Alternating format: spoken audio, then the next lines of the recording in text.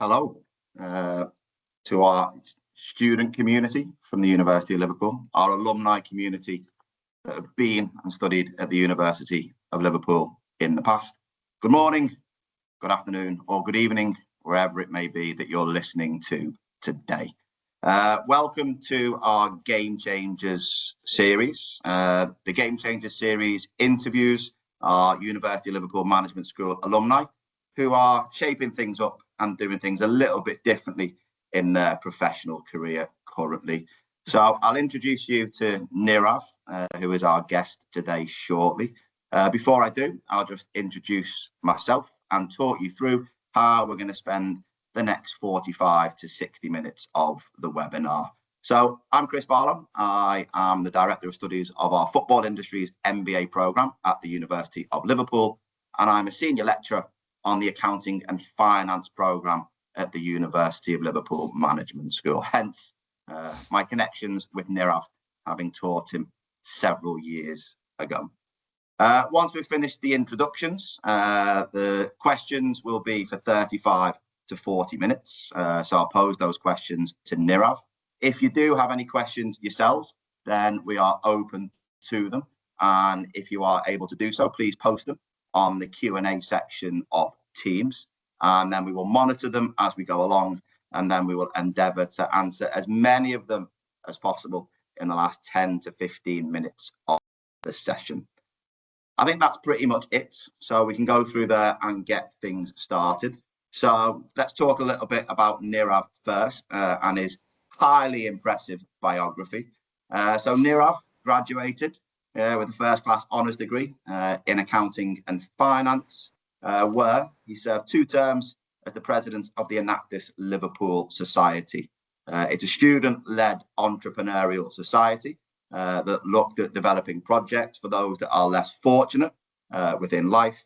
And Nirav was there at the forefront developing projects in Vietnam, India, and elsewhere in the UK. Those experiences really did sharpen up his leadership skills and his commitment to purpose-driven work. And what I really like about the timing of today's session is that Nirav was there starting Enactus Liverpool all those years ago, and our current Enactus Liverpool team are today competing in the UK and Ireland National Expo, which Nirav is familiar with down in London. So here's hoping that there's a little bit of success to continue there. Once we wave goodbye to Nirav and the completion of his undergraduate degree, he went on to secure a master's degree at the London School of Economics and Political Science. And this allowed him to go through there and forge the early stages of his career at Bloomberg in London, where he moved across teams and regions, gaining a front row view of global financial markets. That is then where the game changed. And Nirav is now currently focused on building an exciting new food product that we'll hear about later for the Indian market, a venture that blends creativity and consumer insights and all of his professional experience. Nirav, it gives me great pleasure today to welcome you back. It's a massive pleasure to have you with us today, and not just myself, but our audience can't wait to hear that little bit more about that journey that you've been on. So before we hear about how your game changed, let's hear a little bit more about yourself, your background, how you found yourself coming to Liverpool, because it's a long way from India. I looked it up, it's about 7,500 kilometres, and you came here at such a young age. So over to you, Nirav. Thank you, Chris. That was incredibly kind, and hello to everyone who's watching. I think you mostly covered my journey, but in terms of how I found myself in Liverpool, it was when I was 16 or 17, when I was applying for universities, I was pretty firm that I wanted to be an accountant. And I looked up a lot of stats and saw a lot of these videos and sort of blogs by other students and other accountants. And Liverpool stood out because even at that time, we had a lot of exemptions on a lot of accounting exams, and the city itself seemed beautiful. I didn't want to be in a London kind of city, which is just sort of in a lot of mayhem. I wanted to be somewhere outskirts, somewhere more peaceful, somewhere more artsy and creative. And I think Liverpool just fit the bill perfectly. And I was fortunate enough that they accepted my application, and yeah, I found my way there. That's how it went. Yeah, I think you found your niche very much so in Liverpool, and I think that then provided a platform for you into the future, which was great for you and all involved in your journey. So fantastic to hear. But once you got here, how did you go about succeeding in your time in Liverpool? Not just from an academic perspective, but more importantly for this series, from a career perspective. And what part did the management school, the accounting and finance program play in helping you with this? I think a lot of different factors were at play. Like you mentioned, Enactus, I think that was one of the biggest ones that helped me a lot. In all honesty, I have to confess, when I heard about societies, I did not know what they meant. We don't have that concept back in school. So I saw this poster for free pizza being given out, and I just went for the pizza. But I heard about some great stuff Enactus does, and the president back then was like, "Why don't you just come to our meetings and see what you can contribute?" And before I know it, I was leading a project, and then I was president and leading a team of, I think it was 12, 15 people. I don't remember, but it was, I think that 3 year period taught me a lot. Aside from that, I think even back then, the management school was just undergoing a lot of new things. Maybe that's just the constant sort of pace of how things moves at the school. But in those 3 years, it felt like every time I came into the management school, there was something new happening. So that's also when the Bloomberg suite was fairly new. And I remember being fascinated by it because it felt like a trading floor and I had never seen anything like it. So I spent a lot of time there.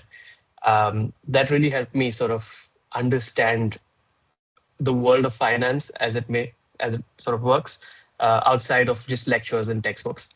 Um, and other than that, I just tried to find any opportunity to get involved in things outside of class. Lectures were great. You were great, Chris. But I enjoyed uh, sort of doing other activities outside as well. And that's how I found a lot of interesting people. I relied a lot on the career service. I did a lot of mock interviews with them. I did a lot of CV reviews with them. So I think a culmination of all of these things really helped me a lot. Yeah, and it's great to hear that you use two key words there that I like to use a lot within my teaching for my undergraduate students, and it's get involved. I think if you don't get involved, put yourself outside your comfort zone, then those opportunities don't arise for you. And even though maybe at the time it doesn't feel as if it might be getting you to where you want to straight away, it makes a massive difference. And that was certainly the case with you, Nirav, because you had your years here in Liverpool. You excelled, you thoroughly enjoyed your time here. We've invited you back as part of the board as well. It's been great to hear your input. But then you went down to London, you went down to the LSE. Mm. How did you feel, starting again in, it's not just any old city, one of the largest global cities that you've got in the world? And what were your intentions with where you wanted to head undertaking that master's at the LSE? So when I was in my final year at Liverpool, I had sort of uh, come to an impasse where I wasn't as sure I was a couple of years ago that I wanted to be a professional accountant or uh, something specific. So I was like, I kind of want to extend my studies by a year. And I thought maybe let's try that whole London city that everyone talks about. So I applied and again was fortunate enough to get admission there. But once I was there, it was a whole different environment. It was less artsy and more competitive, if I can say that, where it was a lot more focused on getting the right job versus being involved in societies or uh, sort of going out to doing events, those kind of things. And it makes sense because you're there for a 9 month course versus 3 years at Liverpool. So they sort of want to make sure that in those 9 months, you're focused on getting your coursework done. Um, but even after spending a year there, I think it only reinforced that I did not want to do accounting. I did not want to do finance. I sort of wanted something in the middle, along with sort of creative knack, along with something to do with data, because big data was the big keyword that was being thrown around back then. And I think that's when I found the opportunity at Bloomberg, which my first role, in case we didn't cover that, was the role was called Global Data Analyst. And that sort of combined a little bit of accounting, a little bit of coding, some project management, and some finance, all sort of bundled into one. Exciting times ahead there at Bloomberg. One of the biggest companies that we have there in the world. So, once you'd settled down in London for a year at the LSE and secured that role at Bloomberg, what was the next challenges that you faced whilst you were there at Bloomberg? And could you offer any advice to our audience out there who might be thinking of doing similar upon graduating, whether that's applying for roles such as Bloomberg or just heading once again to a brand new city? Yeah.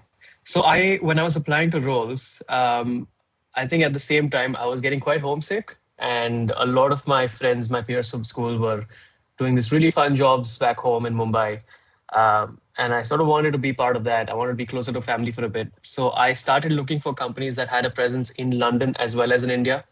A lot of the big companies, of course, the accounting firms, the finance firms, the sort of consultants, everyone sort of is in London and in India. But I think Bloomberg really stood out because when I went to interview for them, so I'd applied for their role in the Mumbai office, and they called me to the London office to interview, and they had just opened this brand new office like 3 months before I went into interview. And it was just incredible to see the kind of people that work there.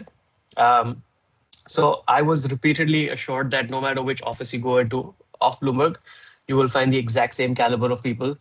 And I really enjoyed my 4 interviews at the London office. So I essentially took the decision to go with Bloomberg to Mumbai. And they were true to their word. The people there were actually really, really good, very smart. And every day I went there, I felt like, uh, okay, I am not the smartest person in the room, and this is a great place to be. I'm learning a lot. And it really helps that Bloomberg encourages travel. So I always had that door open that if I ever want to come back to the UK or try another country, it would be good to stick with Bloomberg. So that was sort of the intention of joining. In terms of challenges, as you can imagine, stepping into the workforce for the first time is always a challenge. Um, you are expected to deliver a certain amount. It's not like exams where you slack off and you sort of come away with a low grade. You are being paid real hard cash. So you feel the impact and you feel the pressure to actually deliver some sort of what they ask for. With that being said, the first year is always exciting because you sort of start thinking about the time back. You sort of say to yourself that, okay, 6 months ago, I was a college student, just sort of, hanging around, having a drink. And now I'm sort of managing X, Y, and Z. So it's a very, very steep sort of change in your environment. And I really enjoyed it. Yeah, that transition from being a student, even a master's student, and going into the workplace is something that maybe we don't appreciate as much, and the differences and the challenges that we're faced with. So it's been an incredible journey so far. But before we get to hearing about the game changing itself, on that journey from India to Liverpool to London, Bloomberg, could you, look back and reflect on, some of the biggest obstacles that you've overcome in that, relatively short period of time? Yeah, I think one of the first and the hardest things that I had to do was actually moving to Liverpool at the age of 18. Because, of course, I traveled everywhere, but that was always with family, and sort of I didn't have to like stay there for longer than a week or 2 weeks. But this time it was different because I was setting up my own room for the first time. I was learning how to cook. I was learning how to do laundry. I had to sort of manage expenses for the first time, all in a land where I have to speak my second language, not even my first. So that was, I think, the biggest challenge. Um, but it was made extremely simple with all the help that is offered, especially to a first year student. And helping on campus really, really helps because you are living with about 1,000 other people who are in the same boat. It also helped that I got to meet with a lot of international students because when I met someone from, let's say, China or India or anywhere else, they all had extremely similar struggles, even if we didn't speak the same language. Uh, so that helped quite a bit. And then I think the second biggest challenge was moving into the workforce from London to Mumbai, because again, I was used to UK by now. So moving back to Mumbai was quite different. The temperature was different. The food was different. The comforts were different. So all of that at once was quite difficult, especially considering that I landed on Mumbai. I still remember on 15 July, and my first work day was 16 July, so I didn't really have any time to acclimate. Um, yeah. And did it go well on the 16th of July? Yeah, I think so. I in fact reached office before everyone else. I was asked to come at 8 o'clock because that was standard working time, and I was there by like 7:15. So I just sat there in the pantry looking at fish in the aquarium. Yeah, rest of the day was fine. I guess that was the only eventful thing that Super day. committed as always, Nirav. That's what I like to hear. Fantastic. And then, you've had such an incredible young professional early career. Whether it's been at undergrad level, postgrad level, with the job at Bloomberg in London, and then back home in Mumbai. What changed? Okay, the game changed then. So, what was the driver behind such a huge change in your career at this point in time? So, so right after living in Mumbai for 3 years, I moved back to London to experience Bloomberg in London, where I was in London for another 3.5 years. And across this sort of 7 year period, I did everything from data to financial analyst roles to my last role being a traveling sales role, where I was uh, working with these really elite, they would call themselves elite group of people, where they would travel to all these different countries and sort of sell the Bloomberg systems to banks. And I was given my own portfolio of some of the biggest banks in the Denmark and Sweden. So I traveled a lot, and everything was expensed, everything was taken care of. You earn good money, and you sort of had a very clear career ladder of where you will end up, what kind of money you will earn, what kind of respect you'll earn in a certain number of years. And I was quite happy with that, but it still felt like something was missing. Um, Now I don't know whether that's just my blood because my family comes from entrepreneurs, or whether it's just me being restless, or I don't know what the cause is. But I think a year and a half into the sales role, I sort of sat down with my wife and asked her how she'd move about both of us quitting our jobs, moving to India, and trying to sell some food. And in an instant, she said yes, which was shocking. I still don't know why she said yes. But yeah, that's how it happened. Um, it wasn't that clear back then that this is what I'm going to do once I come back to India. But we essentially decided, okay, let's just take this call. We'll quit our jobs, move to India. We were also getting married around that time. So we said, let's focus on the wedding, take a good 6 months off to try and think about what we're going to do, and then figure it out as it comes. And for me, that is just way off character because I always need to know what's next. So that's how it happened. And in those 6 months in India, we sort of sat down and went over like 50, 100 ideas on an Excel sheet, tried to speak to people, and I came up with every kind of idea. So I did like real estate tech or educational tech or fintech. Even thought about a resort for animals, which was instantly shot down. But then it sort of came down to what my passion is. And it always came back to food, making food, sort of being really, really specific about how certain food is sourced and made and served, and sort of clean ingredients. And I think that's when it hit all of us that this is probably something that I should focus on. Okay, so before I just go on to the next question, would you want to give it just a little bit of insight into the business itself that you've set up and what you're doing? Of course. So we are going to start selling very clean, premium, authentic Italian food in packaged form. So if you've seen jars of, let's say, marinara sauce or pesto being sold in stores, something like that, but in a more cleaner way, without any sugars, without preservatives, and actually bringing ingredients from Italy to India. So, for example, our marinara is made from San Marzano tomatoes that is grown on the foothills of Mount Vesuvius. And this is especially fitting for us right now as a country, because if you have been in India in the last year, you have seen the amount of money being spent on consumerism. People want clean things, people don't mind paying the premium. And of course, the population numbers help a lot. Um, and it just fits in really well with my sort of ethos of serving good, clean food. And it's a good way to sort of connect my passion along with sort of all the business and finance that I've learned over the last few years. Wonderful. I love how you've been so bold and so brave in totally pivoting your career, and wish you so much luck with it. But from that career that you'd had previously, was there anything that you've learned from that previous experience that has helped you with launching the new business?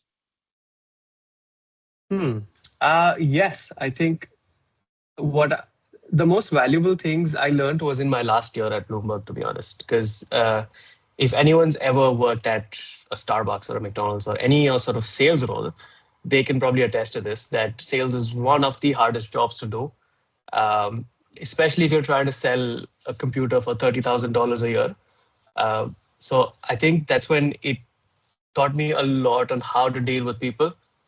I was fortunate enough to get a good bunch of clients, but even then, when you go onto bank floors and you're trying to get the attention of very senior investment bankers, some of them are super sweet, some of them have very high egos, some of them just don't want to see you there.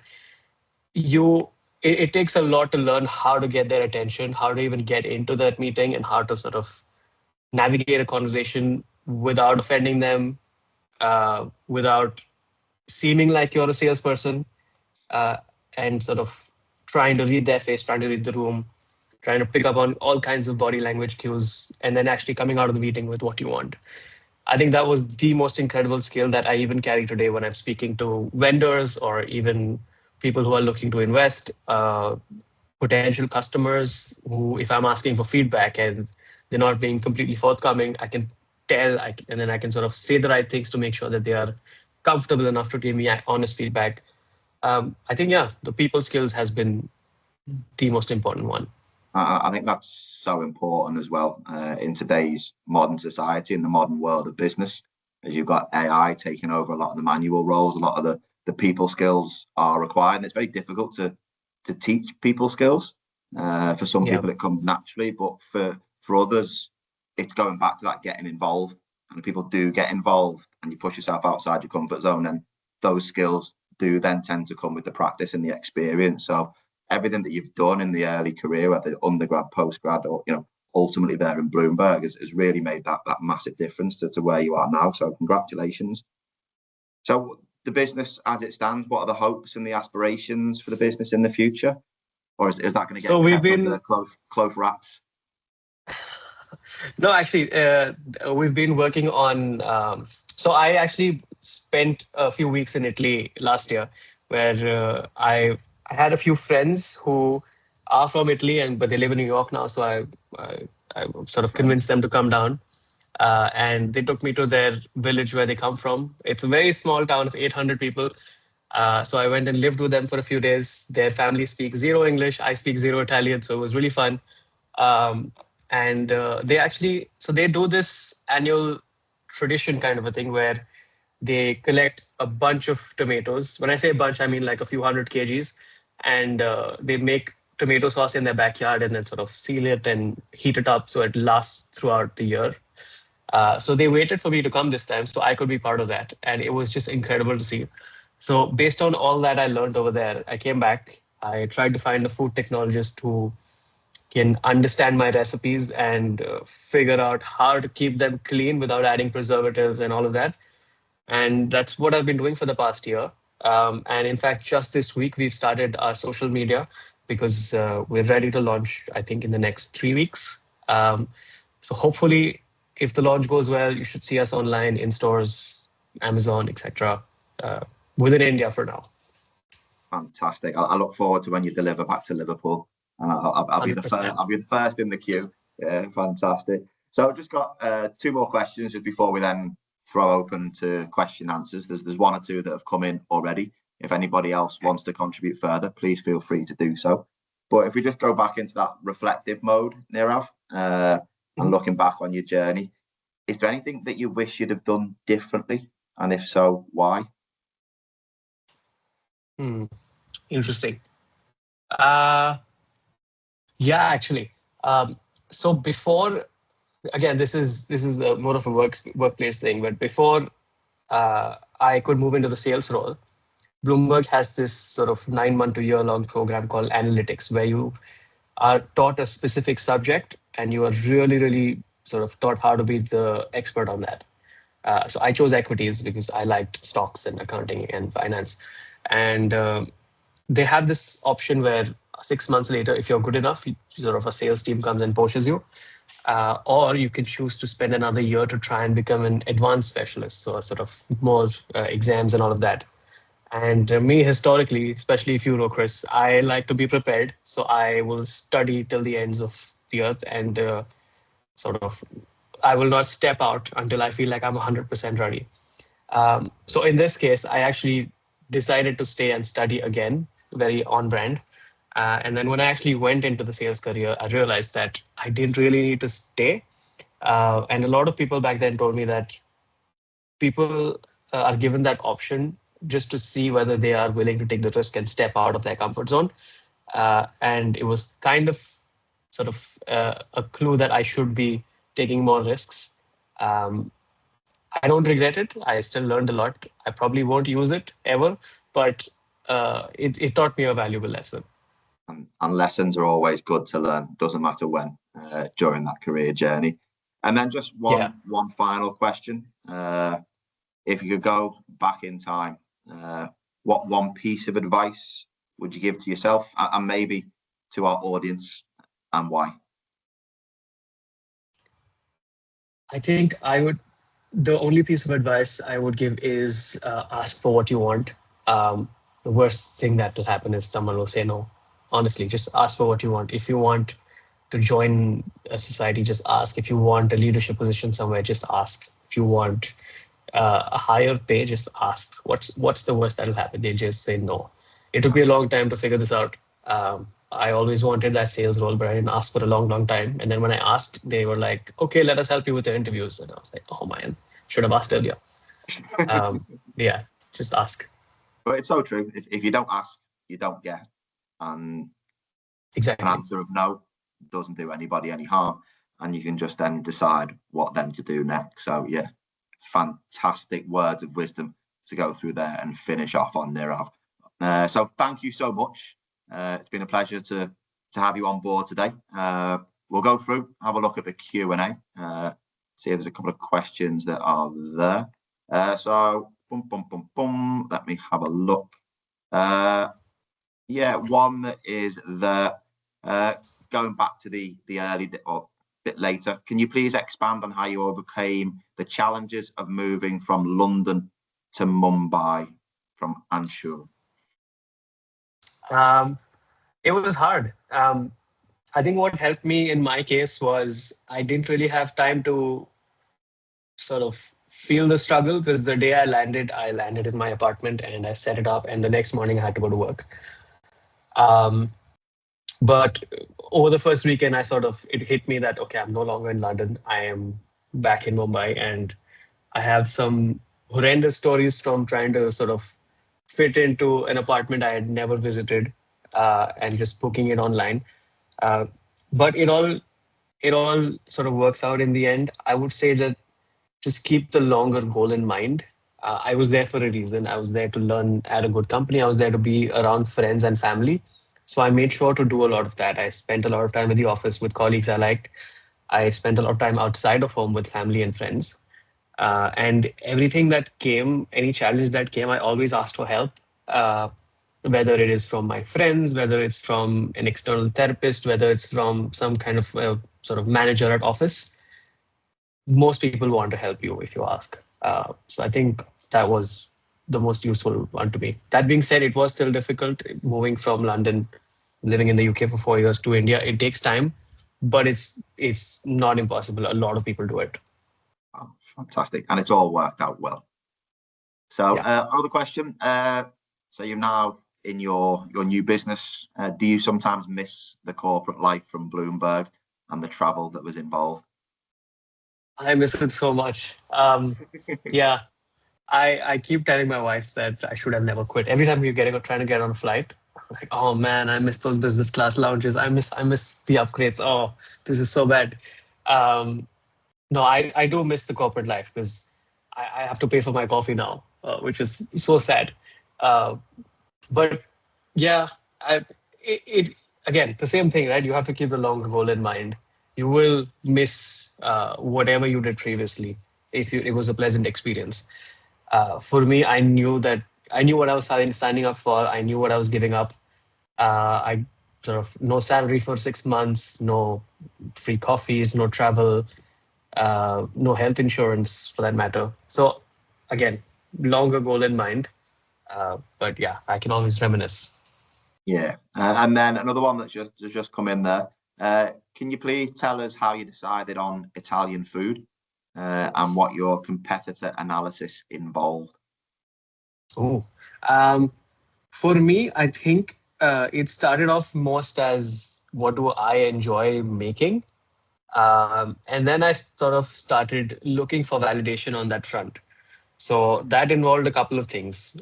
First was, of course, doing some research. So you use ChatGPT and all kinds of websites where you read market research from consultants, McKinsey, etc.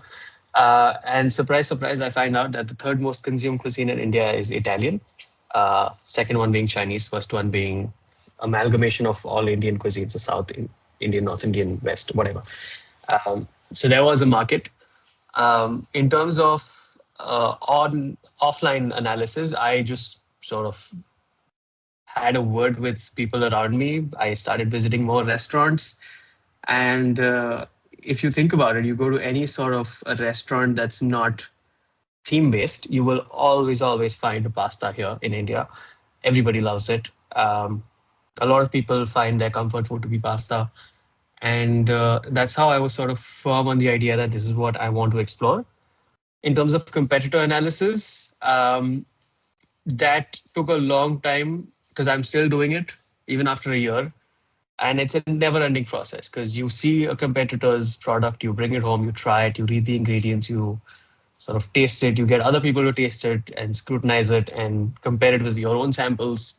I think that was the first point where you just bring in whatever you can find on the shelves or online and try it out. And that itself will eliminate a lot of competitors because you'll realize that it's not very hard to differentiate yourself right now because we are at a turning point where a lot of traditional brands and labels are still using the old methods of preservatives and sugars and this and that. And if you're coming up with something fresh, which I hope people like, it should be enough differentiation to sort of sell and people to love. So we'll see verdicts still out whether people like it or not. I'm sure they will, Nirav. Your attention to detail is immense, and I'm sure that will be tasted in the final product. So another question that's come in, what is your business name and how easy was it to decide upon? The name itself, okay, so the name is called Pomoro, Pomoro. It is derived from the Italian word of pomodoro, which means tomato. It was very hard to find this business name because um, trademarks are a pain. So I had liked another name after sitting down with my friends and family and our brand designer. We took 2 months to shortlist like 500 names, bring it down to three, four, five. And then I liked something called Roma Roma because it was snappy, it was repetitive and easy to remember. And when we went to the lawyer to register the trademark, they're like, no, that won't work. It sounds like Rome. And there's another company that sells, I think, wheat or something, which had a similar name. And I was like, okay, fine. Probably should have led with the lawyer at the beginning. And then the only piece of advice that the lawyer gave me was don't use actual words. Come up with a made up word because it's very highly unlikely for someone to have trademarked a made up word. So that's what we did. We took Pomodoro, cut down the word, and trademarked Pomodoro. Oh, I'm glad you come across a name and fantastic name it is as well. Another question coming in, but going back to the start of your days here, what did you enjoy most about Liverpool? I think just the city itself. I even when I go to travel to the UK now, I always whoever's with me, my family or wife or whoever, I always make sure to go to Liverpool, even if it's for 2 days, because I just love walking around the city. I spent immense amount of hours at the Albert Dock, just sitting, having a drink, having a sandwich with friends. Just I loved it. I loved it. The city is so artsy and so beautiful, and just you can feel it in the air. You can. I don't know how else to describe it unless you're there, and I'm sure all of you know what I'm talking about. It is one of the greatest cities in the world and will continue to be so as well. Agreed. You know, Once you've 100%. been here for university for 3 years, or even just 1 year as postgraduate, you're then an honorary Scouser. So yeah, fantastic. And then if you give one piece of advice to yourself when graduating from Liverpool, what would it be? That's tough. I think I would say just take more risks, to be honest. Up until I graduated, everything was very carefully planned in life that this is your next step, this is your next step, this is what you got to do to achieve that next step. After you graduate, all of that sort of becomes a lot less certain because you have now infinite paths that your life can take. So I would say just take more risks and say yes more often and ask for what you want. Just repeating what I said earlier, I guess. Yeah, I love that attitude of risk taking, Nirav, and it's helped get you to where you are today. Maybe just moving back into like the technical side a little bit of the business question that's just come in there. In terms of how you're selling, is it selling B2B, B2C? How does that impact how you raise awareness of your brand? So we will be selling direct to consumer, not B2B, at least in the beginning. What that looks like is people coming to our website slash Amazon and placing orders there. And we've rented an office slash warehouse in the city of Mumbai where I go to work every day, which is a little bit of a desk space, and then the rest of it is just a warehouse where all the jars will be packed and stored. I have one employee who does marketing, but also everything else because she's so passionate. So every day we will go in, do our office work. In the afternoon, we'll pack orders and have them shipped out using our delivery partners. So technically, on sort of, yeah, technically that's what it looks like. Going forward, though, as and when there is more demand, you start bringing in other people who help you sell. So you start sending stuff to Amazon warehouse and they take care of logistics. You start selling on quick commerce, which a lot of you might know about, Zepto, Blinkit, all of this. You send them your stuff and again, they ship it across India to their warehouses and do delivery for you. And then eventually in stores on the shelves, which is again a long game.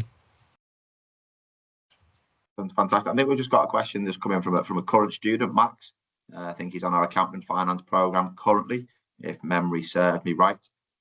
Great question. Are there any barriers or issues that have come up doing business, either from the government or society, that you feel are unique to the Indian market? No, not from society, from the government every day, because just some things are quite legacy. So, for example, I have to get a food license to sell food, which has been the most painful process of my life because it is so bureaucratic. And I've still not got it, which is the only thing holding me back from selling my sauce. Um, so it's a mix of things, honestly. I think entrepreneurship today, especially in India, is very, very highly looked upon by people. It is kind of what people used to think about doctors and engineers 10 or 15 years ago. Everybody wants to be an entrepreneur. They want to try their own thing, and they should. It is extremely rewarding, not in terms of just what sort of monetary or sort of business success you get, but from what you learn about yourself, about other people, about how to deal with other people. Um, Society will often try to help you in a way uh, where it might come off as it's a barrier. So for the first 99 ideas that I pitched to everyone, it was either a or it was like, no, don't do that. Just don't do it. So sometimes that comes off as discouraging, but in all honesty, they're probably trying to save you. Um, that being said, don't always listen to everyone's advice. You will hear 100 different things from 100 different people. At the end of the day, you have to make a judgment call, and that's what entrepreneurship is all about. But no, Yeah, long yeah. answer for that question. Sorry. No, excellent answer, an excellent question, Max, as well. Thank you so much. Just one from me now, I suppose, on the theme of game changing. Do you think there's any possibility that you might game change once again further into the future, or is the business venture something that you'd like to continue for as long as can be? Or have you not thought that far ahead just yet? So I think of it in this way that whatever I'm doing currently is what I'm going to be doing for the rest of my life. If I don't feel like that, I instantly feel like, okay, I should just quit because I don't feel it right to sort of drag along a path where I know there is no future. And I felt like that at Bloomberg as well. I was very sure I'm going to be a lifer at Bloomberg because I loved the place. I love the people. And if you look at some of the LinkedIn profiles of Bloomberg people, they've been there for 20, 30, 40 years. They retired there. It's their first job and they just never change. I didn't understand that when I joined, but I do now. Um, so for me, it is my business until the end of time, until we sort of sell or fail. And then we'll see what happens. But never say never. There's not going to be any fail there. I have 100% confidence that it'll be a sell. And Let's hope so. Hugely successful from it. Yeah, excellent. And then another question that just popped into the Q&A function. Again, relating back to advice. Is there anything that advice you give to students, but more around setting up their own business? Yeah, I would say don't worry too much about the nitty-gritties of things. I think just focus on the essentials. When I say that, let me give you an example. Like if you are passionate about maybe, I don't know, selling tiramisu, don't think too much about I don't know what kind of systems I'm going to use. And I'm guilty of this. I do this a lot and I've constantly been told like just focus on the right things. So I would say just focus on the very bare minimum essentials of what you're going to make. Are people going to like it? And validate this by asking people to actually pay for it. So if you go to someone with free tiramisu and say, hey, do you think this is great? Would you get some? They're probably going to say yes. But if you go to a person and say, can you give me £3 to buy this tiramisu? And then give me your feedback. The answer is probably going to be a lot more honest because they paid money for it.